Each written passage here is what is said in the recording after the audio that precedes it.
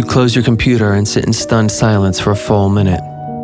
It happened again. You look left and catch a reflection in the window of your office. You barely recognize the person staring back. The lines around your mouth, the creases in the wells of your eyes, they're deeper now, undeniable. It was like you woke up one day and there they were. You don't feel old, but your body is slowly betraying you, a year at a time. You're only in your 40s. You thought you'd be in your prime, but now more than ever, you're losing accounts to the newer people in the company, passed over for promotions in favor of the younger, more hungry employees. You hate to admit it, but you're being outperformed. That never used to happen. Do you just not have it anymore? Your degrees hanging on the wall seem to look down on you in disapproval, judging you. A constant reminder, you're not working hard enough. But you know that's a lie. You're working harder than you ever have. You've just lost a step. The thought alone is terrifying. The weight of the truth, unbearable. It almost always is. Your fluid intelligence is declining. In fact, it has been for years. Your ability in this position will never be what it once was. You just don't know it yet.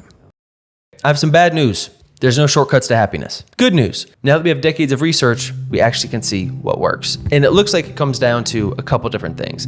One is your portfolio of habits, which are things actually inside of your control. And this is, I think, like 25 or 30% of your overall happiness. And then the rest are things like circumstance and genetics. So, right, that's 70%. That is a lot that is outside of your control. But within that 30%, there are things that you can do that will significantly improve your quality of life. So I'm gonna be honest, I'm more than a quarter through life now, but I'm having a bit of like a quarter-ish life crisis lately. And so I've just been obsessed with this research on happiness. I feel like I've spent the last decade pursuing one career and I'm at a transition point and I'm not exactly sure which path to go down. And that is how to transition careers, happiness, where you are in life, what you should be doing, et cetera, et cetera.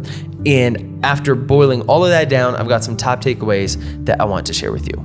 So as always, before we jump into the gems, all of the good stuff, I want to backtrack just a little bit and see why. How do we even get here in the first place? Something that I talk about a lot, a phrase that I'm stealing from a great entrepreneur and a guy who I look up to a lot named Tom Bilyeu. And what he often says is, we're having a biological experience. What does he mean by this? This means we're an animal, but because we have this big brain, I think we forget about that.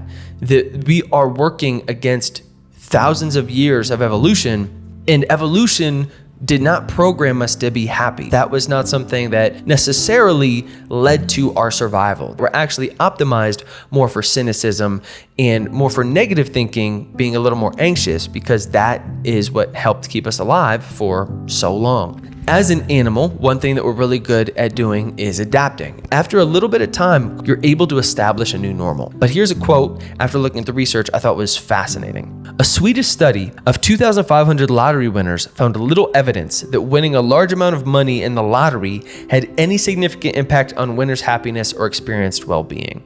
That's absolutely crazy to me. That winning the lottery, this thing that we all think is gonna save us, had little or no implications on whether you were happy or not, to me is crazy. It also helps me understand how much of this is actually an inside game.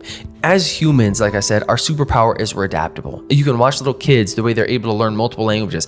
I had dinner last night with my neighbors, and it's a couple, and the guy's Italian, the woman's Cambodian, and the kids speak like 3 or 4 languages and they're 6. I'm like struggling right now with my Spanish because I'm a grown man. I only have a certain amount of time. That ability to learn and adapt quickly is our superpower. But so while our superpower is adaptability, it's also, like many things, your superpower is also your Achilles heel.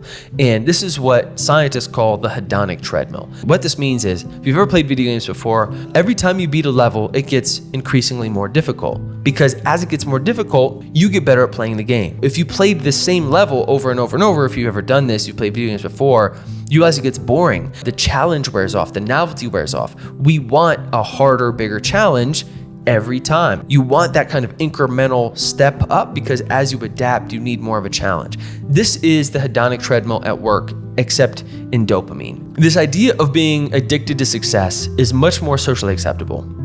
We see this happen a lot with drugs, right? You get a little bit, you skyrocket off to the moon, and then you need more to even get less of a buzz every single time. This is why it makes it dangerous. And that's why when we're attracted to kind of those core 4 things we all think that we want, money, power, pleasure, fame, a lot of this research that I'm basing this off of is from Arthur Brooks. And he calls that false idols, because those are the things that we're all chasing. Those are the things you can actually never get enough of. You're setting those as your sight to chase is setting yourself up to lose the game before you even start. But what does that have to do with this conversation? This idea of the hedonic treadmill has to do with success. And this is why it relates to myself, is that as you achieve things, you need to achieve more in order to get that same kind of buzz or feeling of validation that you first got at the beginning. And so it creates this kind of perpetual cycle of needing to do bigger and better things indefinitely that never actually leave you as satisfied as when you started. In his book, Strength to Strength, which is what I'm basing a lot of this research off of, Brooks talks about the difference between society accepting success compared to society accepting other things like drugs, etc.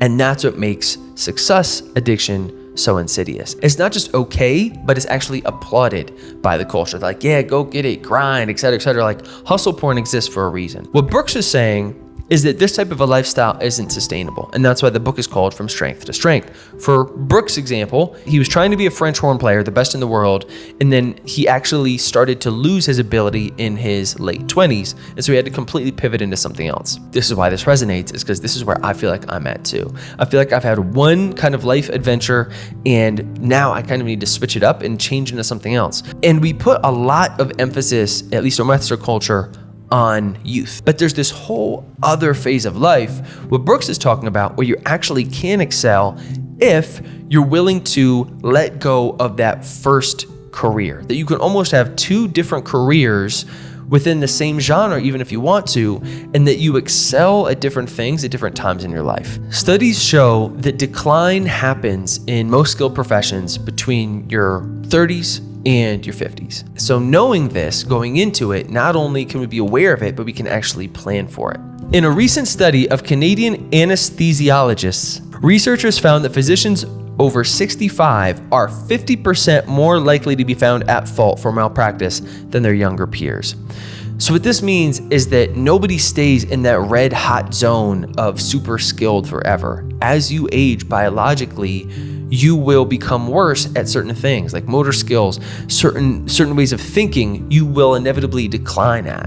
What's difficult about this is that if we were really good at something at one time, we want to try to hold on to that for much longer than we should. And this is what Brooks calls the agony of irrelevance, which you've seen before. Whether we're famous or not, almost nothing feels worse than becoming irrelevant or even useless to others who once held us in esteem. The idea that agony of decline is directly related to prestige previously achieved and to one's emotional attachment to that prestige. So my example is, don't be the boxer who can't hang up the gloves. What's so sad about this is you see this with actors a lot of times out in LA that maybe had, a great career at one point and are now kind of falling off and still trying to climb back there. You see this with athletes, you see this in all types of professions, that unfortunately you'll never be able to get back to that place that you were at. But my argument here, and the one that Brooks makes in the book, is that maybe you don't have to. So you're like, okay, Kia, this sounds very depressing. What's the point? The point is there's actually something that you can do about it. According to Brooks, there's a whole other mountain of life worth climbing. That whether you reach the peak of the first one or not, you can jump off of that one, start climbing the second mountain, and that peak will be much more, if not more fulfilling than the first one. It'll just be fulfilling in a different way. There's a British psychologist named Raymond Cattell who Brooks borrows a lot of the research from for the book. But what Raymond Cattell, that researcher, points to is there are 2 different types of distinct intelligence. There's crystallized and fluid. Fluid intelligence is your ability to think quickly, on your feet, solve novel problems. So this is probably the type of person when you think of the young athlete or the rock star or the hotshot persecutor. This is the person, Patrick Mahomes, coming right out out of the draft and absolutely crushing it. He's good on his feet. He's able to think quickly. You're able to create kind of new patterns very quickly and think on your feet as well. That's why it's called fluid intelligence. Fluid intelligence is nimble and it's creative. This is the one that you see people have in their late teens, into their 30s, and that's when it starts to decline. And the decline, unfortunately, is inevitable. So if we're doing hedonic treadmill math, what we can see is as your abilities begin to actually decrease, your satisfaction from those things is also beginning to decrease because you're needing more of it. So it's kind of two things working against you in tandem at the same time. You want to be better to fulfill that same hole of satisfaction, but your skills are also declining. So at the same time that you need more, you're unable to achieve as much. So that's why it makes it so difficult, and it can be so hard to let go because you're going to be constantly chasing. Compared to what Brooks talked about is crystallized intelligence. The difference here is crystallized intelligence is your ability to draw patterns. Crystallized intelligence comes from experience. This is being able to recognize patterns you've seen before, draw connections between more abstract things. This is less novel, less think on your feet, more creative, and kind of you're able to take a step back and see things kind of on a bigger scale. So while fluid intelligence, you can think of like raw processing power, crystallized intelligence is more of like a bird's eye view and able to create connections between different patterns from previous experience. So as an easy analogy for this, if you think about fluid intelligence as a young Luke Skywalker, hot shot, nice with the Force, and then crystallized is going to be Yoda. And you see this all the time in movies, whether it's Lord of the Rings, whether it's Star Wars, all of these epics. There's kind of the young hotshot, often with fluid intelligence, and there's going to be the older guide. And that's a great way to think about crystallized as your Yoda, as your Gandalf, these kind of older figures that have a little bit more wisdom, a little bit more perspective, and can offer that to the young hotshot, which we see this play out in all types of industries. You see the young entrepreneur who maybe crushes it and has an exit turn into an angel investor. You see the player who becomes the coach. You see the artist or musician end up running a record label. This kind of transition between being more micro and focused with a specific set of skills that then transitions into a macro later on, and that macro is often able to enable and help the other people coming up. There's a reason that our brains and our bodies do this.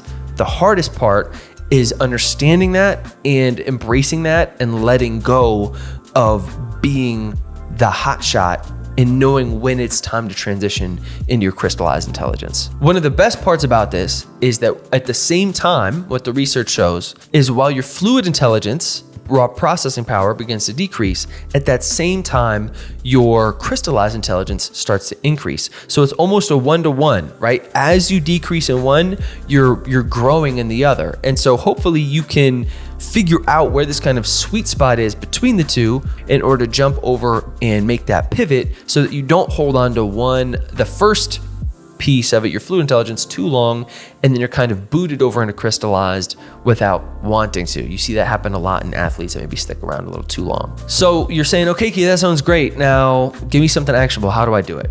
And unfortunately, this piece of the puzzle is actually up to you because you have to figure out where you are in your career and what you want your future career to look like. Understanding this for me really helped me let go of one dream and thinking more about how can I actually serve people in a different way. That's actually the part of this channel. And why I'm appreciating the fact that you're listening to this right now is because I realized I wanted to transition from my fluid intelligence. I realized I wasn't able to be kind of as quick, as adaptable. The lifestyle for me didn't fit. I'm starting to feel I'm drifting more in my crystallized. I have a little bit more experience that I'm actually having a lot more fun now teaching, learning and teaching in different ways than I did before. And before I was more obsessed with just the doing. And so for you, this is going to be different because this is different for everybody. So this is where it takes courage. Why I think this is so powerful is that in knowing this, you're able to plan for it better. I'm aware that I probably held on too long. For me, trying to be a rapper, there was a lot of evidence that it was not working. And I just didn't have, I guess, the courage to have that conversation with myself to say, hey, Kia, we need to transition this into something else. Until finally it kind of booted me out of it just from enough internal turmoil. But to me, I think that if you have this awareness for yourself, whatever it is, you can start to see examples of people who have done things like this before and use them as a roadmap, right? You don't have to reinvent the wheel. If it's a music, you can see what Dr. Dre did. When did he make the transition? If you're an athlete, When did they make the transition? I like to think about this, that nothing I'm doing is original. There have been many humans before me, there will be many after me. And that means that there are many stories that I can look to for guidance, to see what have people already done that I can draw from and use as inspiration to make that pivot in my own life. We don't want to get old. We get Botox, boob jobs, and hair plugs so we can try to hold on as long as we can to what we were. And that's only the physical. The inner game is less obvious. We're just as scared of slowing down. Because whether we're famous or not, almost nothing feels worse than becoming irrelevant or even useless to others who once held us in esteem. When our sense of worth is placed on our beauty or our performance, we're desperate to keep it. We cling to it like our life depends on it, and often, it does. Every year that passes feels threatening, dragging us farther from where we were before. But what if we changed the approach? Saw our wrinkles as wisdom, scars as stories, an emphasis on experience. Not craving so desperately what once was, but embracing what could be. You don't have to be the star player forever. You can be the coach. There's a natural order to things. Composer to conductor, actor to director, inventor to investor. If we can learn to embrace these transitions, we can actually find new areas to excel in, taking the focus from ourselves and placing it on others.